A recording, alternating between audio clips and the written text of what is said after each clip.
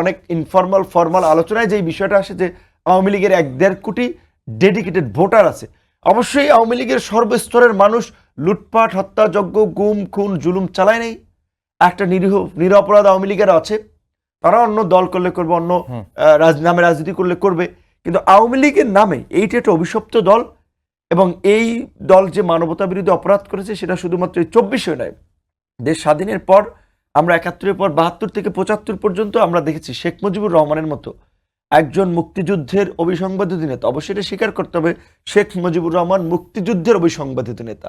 মুক্তিযুদ্ধের পরে তার কর্মকাণ্ড তাকে বিতর্কিত করেছে, গণতান্ত্রিক নেতা থেকে তাকে বাকশালী নেতায় পরিণত করেছে, স্বৈরতান্ত্রিক নেতায় পরিণত করেছে, সেটা তার পরবর্তী চরিত্র। কিন্তু 71-72-এর আগ পর্যন্ত তিনি একজন সংগ্রামী মানুষ ছিলেন।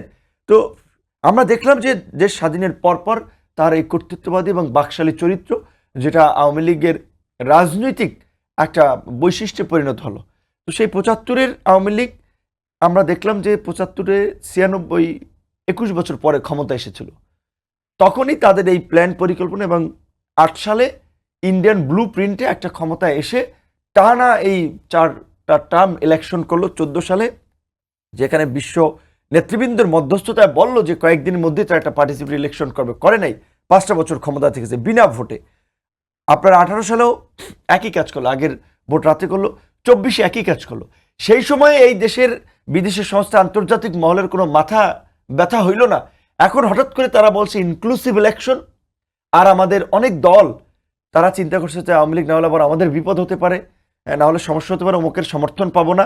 এই কারণে যে তুলসী গ্যাবার্ট কিছুদিন আগে ইন্ডিয়াতে বসে যেই পুরনো বয়ান যে বাংলাদেশে উগ্রবাদ এবং জঙ্গিবাদের উত্থান হচ্ছে, মৌলবাদের উত্থান হচ্ছে, এবং জাতীয় পার্টির আরেক কুলাঙ্গার যে জিএম কাদের, যে যারা এই সরকারের পোষ্য দালাল, গত 16 বছর এই 4টা নির্বাচনে তাদের শেখ হাসিনার পা চেটেছে, ভাবি দেবরের একটা দল করে বাংলাদেশের মানুষকে একটা ব্লাব দিয়েছে, সেই জিএম কাদেরেরও মুখে এখন কথা ফুটেছে। সেও বলছে যে আপনার দেশে জঙ্গিবাদের উত্থান হচ্ছে। তুলসী গ্যাবার্টের কথা সে বলছে, ইন্ডিয়ান রয়ের শেখানো কথা এখন জিএম কাদের বলছে। তো এই নৈরাজ্য থেকে রক্ষা করার জন্যই আমরা বলছিলাম যে আওয়ামী লীগের বিষয়ে আমাদের একটা পরিষ্কার রাজনৈতিক ঐক্যমত প্রয়োজন।